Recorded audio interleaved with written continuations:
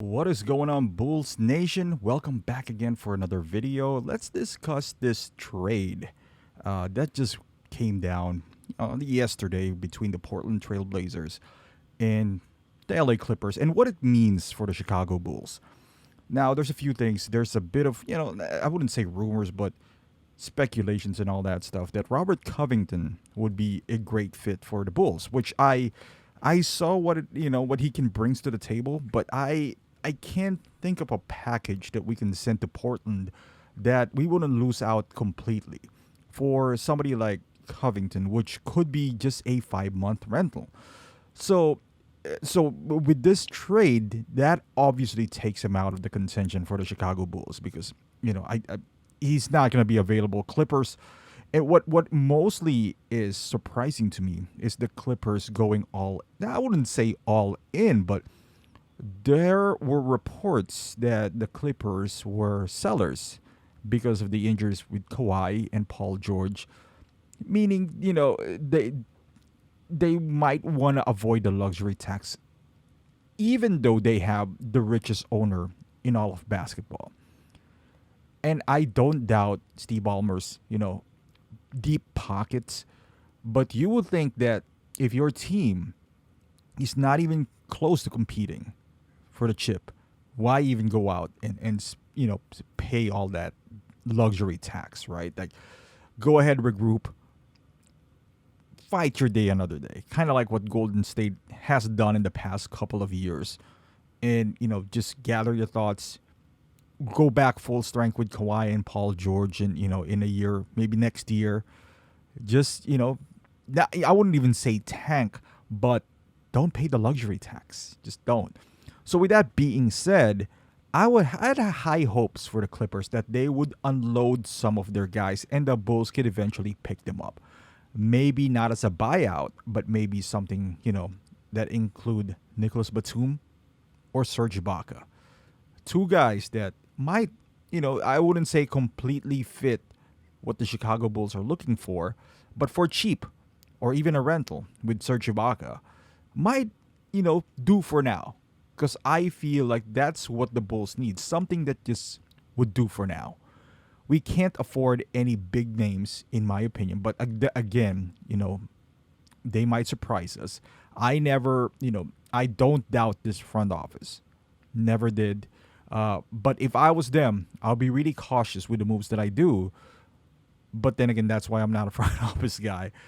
And AK has proven time and time again that he can surprise us. We acquiring Vooch last year. That I didn't see that coming. Never at all. I thought we'll get Lonzo, and we eventually did get Lonzo, but I never saw that big trade coming. So I don't. We're not in that position now. We'd have no draft capital. We traded them all for Vooch and DeMar. We have one coming from Portland, and we might use that. But I can't think, and I hope they surprise me. I can't think of a big name that we could get. That's why I'm a bit optimistic that something with Nicholas Batum or Serge Ibaka. And granting they are older, yes, and I'm more realistic with my expectations.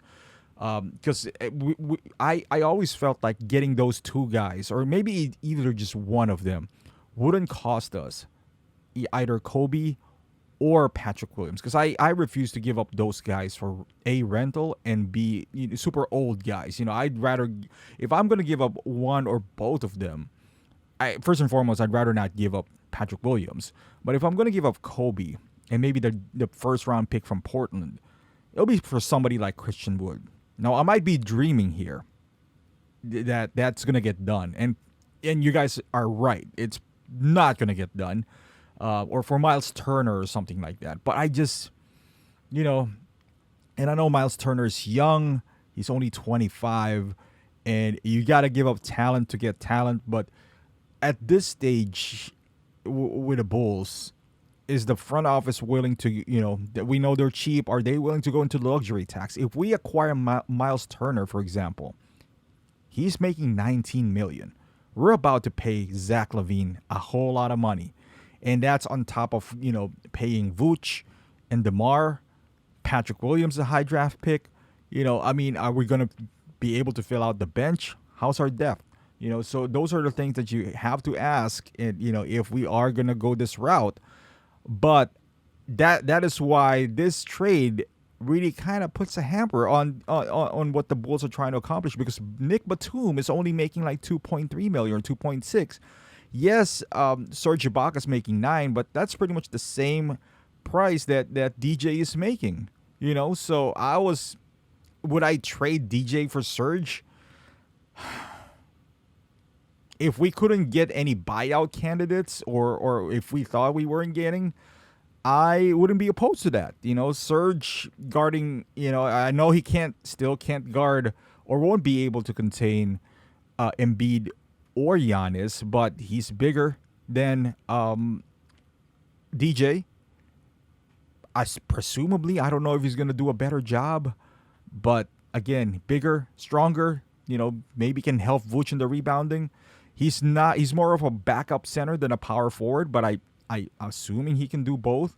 So if we can swing DJ and maybe Troy Brown for Serge and Nick Batum, I'm thinking, why not? Why not? And maybe slide Javonte to a 3, perhaps. I mean, he's undersized at 4 anyway. To be quite honest, he's undersized at 3. But he's so versatile that I think he can do it. But with this trade, again, it's all out the window. So now the Bulls has to look somewhere else. And I have full confidence with this front office. Even a no move I wouldn't even be mad at them. I mean, I wish they approach this. I hope they address this issue. But not doing a major move or no move at all, I wouldn't even be upset, with what they did all year. But let me know in the comments down below, how, if this surprised you, this trade as well. Or is it better as a Bulls fan? Because that means we're not going to, get those old guys in here and maybe look to go somewhat younger and maybe more athletic. So, and I wouldn't be opposed to that as well. But again, thank you for watching, Bulls Nation. Hopefully you liked this video. If you did, give it a thumbs up. Subscribe to the channel if you were a Bulls fan. And always nice chatting with you guys. Thank you for watching, and I'll see you guys in the next video.